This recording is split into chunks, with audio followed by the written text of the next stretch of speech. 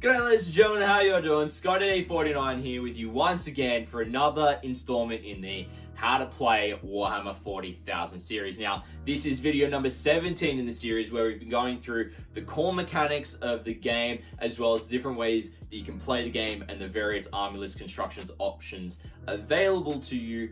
Now, in the previous video, we did talk about the first part, and we're going to continue that in this video being part 2 of where I talk about terrain features. Now, in this video specifically, I'm going to be covering off on terrain traits and common terrain features, and in last video we did cover off on the main classifications of terrain as well. If you did miss that video, I highly recommend going back and watching that one as well before you jump into this one, as it'll help set things up for what we talk about in this video.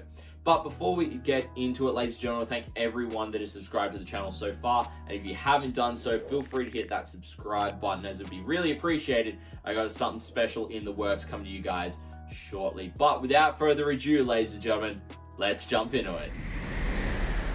Alrighty everyone, so we're going to jump in first of all and talk about the different terrain traits that terrain can have. Now, there are 12 different terrain traits that terrain features can have when you are using terrain in your games that you may benefit from during your games. Now, the first one up is defensible. Now, the defensible trait allows the infantry keyword models on either in area terrain or within 3 inches of obstacles to react one of 2 different ways when they are target of a charge and no other enemy units are already within engagement range of them. Now, the first way that they can react is called holding steady, and this allows the unit to make overwatch attacks against the charging unit on a hit roll of a 5+, so it does improve their overwatch ability. Now, the second way that they can react is called set to defend. This means that the defending unit cannot fire Overwatch. However, it means they get +1 to hit rolls with melee attacks in the fight phase. So it means that if you've got a relatively strong shooting unit and you're wanting to do some damage with them before you get into combat with an enemy, you're probably going to want to go hold steady. But if you're a combat orientated unit, you're probably going to want to go set to defend. Keep that in mind in terms of how you react with the defensible trait on terrain features. The second one is defense lines. Now, the defense line keyword allows you to charge an enemy unit that is within an inch of that terrain feature, so long as your charge move ends touching that piece of terrain with the defense line trait. Now, models can make attacks against enemy units if it is on the opposite side of the terrain feature and within 2 inches. So it gives you a bit more distance when being able to fight someone on the other side of a defense line, rather than only being like, well, I can only have attacks from models that are within half an inch and models that are within models of half an inch, as we explained with engagement range earlier on in the series. The third trait is called breachable, and what this allows is models that have the infantry, beast, or swarm keyword to move through walls, girders, chains, and foliage that is a part of the terrain feature without any penalty whatsoever to their movement. Number 4 is difficult ground. Now, this trait means that if there are any models from a unit moving over a part of a terrain feature with this trait, you must subtract 2 inches from that unit when it's making a normal, advanced, fallback, or charge move over that terrain feature. So you've really got to be considering which models are moving across a terrain feature if it does have the difficult ground trait, just so then you're not slowing up one of your key units in this way by moving them across a terrain feature that has this trait if you don't need to do so. Now, the only exception with this trait is if the unit has got the fly keyword, you ignore that modifier. So it means that any units that have got jump packs or are flying, pretty much ignore it, because they're up in the air, they're not actually on the ground. Number 5, we've got dense cover. Now, dense cover has got several different benefits for models that are within this terrain feature. Now, if the terrain feature that has this trait is at least 3 inches in height, and you measure that to the highest point of the terrain feature, then your opponent must subtract to hit rolls of 1 with range attacks against models within the terrain feature, unless you can draw a line to every part of a single model in the target unit without crossing that terrain feature. Now, if the terrain feature is area terrain, then models on or within it do not suffer the penalty if these lines do only cross the terrain feature that they're on. So it means that if you're shooting out of a terrain feature that's area terrain with this trait, you don't suffer the penalty, but if you end up shooting through another one, then you do.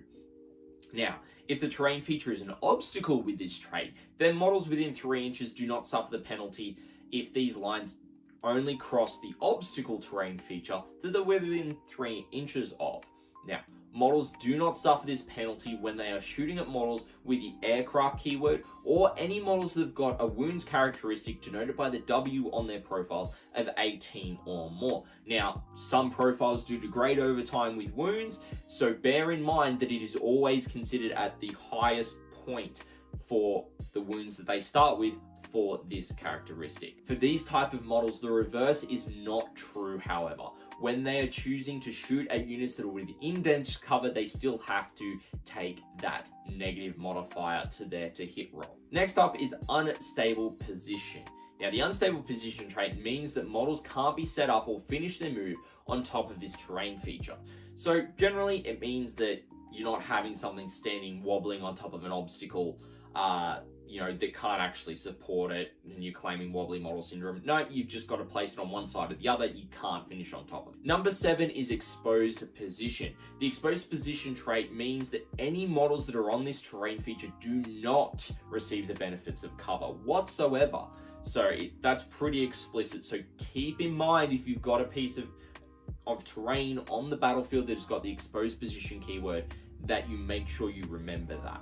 Number 8 is obscuring. Now, the obscuring trait has got several different aspects to it. If the terrain feature is at least 5 inches in height, again measured to the highest point, then unless you can draw a line between two models without crossing the terrain feature at all, models cannot see through or over this terrain feature. Note that models that are on or within the terrain feature with this trait can still be seen and targeted normally, so it's just on either side of the terrain feature entirely, not just toe on. You can still be seen and shot if you can be seen. Now, similar to the dense cover trait, models with the aircraft keyword or starting wounds characteristic of 18 or more can still be seen normally through a piece of terrain with this trait. So again, you're not getting that benefit there. Now we're up to trait number 9, which is light cover. If a model is within a terrain feature that's got this trait and their target of a ranged attack, they get +1 to their saving throws made. The only exception here is that it does not affect invulnerable saving throws. So it only affects armor saves, pretty much. Number 10 is heavy cover, very similar to light cover, however, it's a bit different. Models that are within a terrain feature that are the target of melee attacks, whilst in a terrain feature with the heavy cover trait, get +1 to their armor saving throws against the melee attacks. Now, again, this does not apply to any invulnerable saves made by models in heavy cover. Now, number 9 is scalable. A piece of area terrain or obstacle feature with the scalable trait only allows models with the infantry, beasts, or swarms, or fly keyword to set up or end their move on top of it, excluding the ground floor. So it means that if it's got 4 levels, then any model with one of those 4 keywords can finish their move on the preceding levels, whereas everyone else has to stay at the ground floor. So models with the infantry, beasts, or swarms keyword can move through floors, ceilings, and gantries of the terrain feature without being impeded as well. So it means you're able to move up vertically and you'll be fine. You don't have to make any rolls for difficult terrain, much like previous editions where you did. And trait number 12 is inspiring. If a unit is wholly within 6 inches of a terrain feature with this trait, they get +1 to their leadership characteristic, denoted by the capital LD on their unit's profile. Now, if a terrain feature with this trait has a faction keyword in brackets, in the arrow brackets, then the bonus will only be applied to units that have got that keyword. Now, that is all 12 terrain traits. So now we're going to be jumping into the second part of the video where we're talking about the common terrain features.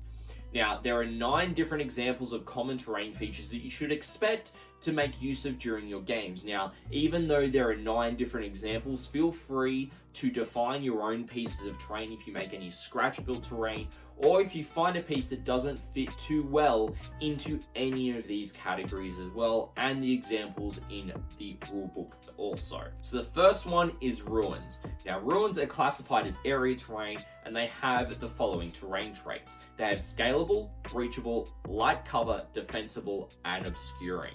The second one is craters. Now, craters are also classified as area terrain that have the following traits: light cover and difficult ground. Number 3 is armored containers. Now, these are considered to be obstacles that have the following traits: light cover, scalable, and exposed position. So that one, keep an eye on if you are using any armored containers. Number 4 is barricades and fuel pipes. Now, they are classified as obstacles as well, but have the following traits, which are defense line, light cover, heavy cover, defensible, difficult ground, and unstable position.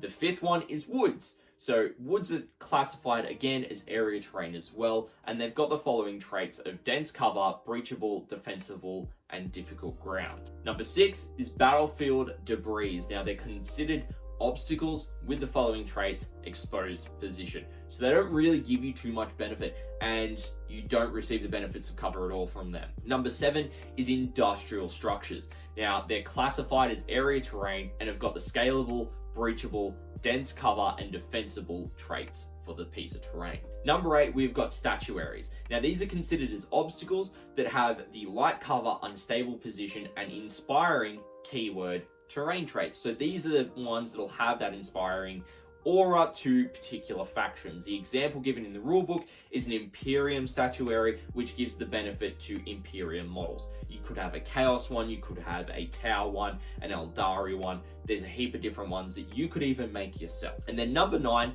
we've got ruined walls. Now, these are considered obstacles as well, with the defense line, breachable, dense cover, defensible, and unstable position terrain traits.